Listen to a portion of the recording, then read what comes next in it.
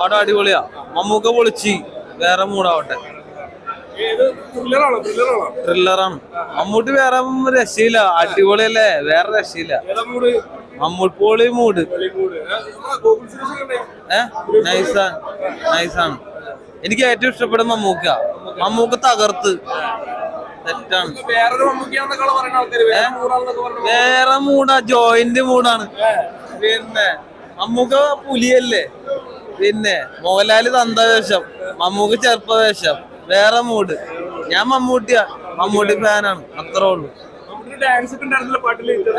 മറ്റേ ഇതാ നല്ലൊരു വെറൈറ്റി ഫണ്ണി ത്രില്ലറാണ്. ഇപ്പൊ നമ്മുടെ ഒരു തമിഴ് പടം ഉണ്ട്, എന്താ തിട്ടമിരണ്ട് എന്ന് പറഞ്ഞ ആ ഒരു സിനിമയുടെ ഒരു ഇതുപോലെ തോന്നിയിട്ടുണ്ട് ഈ ഒരു സിനിമ. എന്തായാലും മമ്മൂക്കയുടെ ഒരു വെറൈറ്റി ഒരു മൂവിയാണ്. എന്തായാലും എന്തുമാത്രം സപ്പോർട്ട് ഉണ്ടെന്ന് അറിയാൻ പാടില്ല. എന്തായാലും ഒരു ഫണ്ണി ത്രില്ലറാണ് മൂവി. സാധാരണ പുള്ളിയുടെ കൂടുതലും പ്രേമപ്പടങ്ങളാണല്ലോ ഞാൻ കണ്ടിട്ടുള്ള പ്രേമപ്പടങ്ങൾ. പക്ഷെ ഇത് നല്ല രസമുണ്ട് കേട്ടോ. ഒരു ഇംഗ്ലീഷ് സീരീസ് ഒക്കെ കാണുന്ന രീതിയിലാണ് എടുത്തു വെച്ചേക്കുന്നത്. നല്ല രസമുണ്ട്, ലാഗൊന്നും ഇല്ല.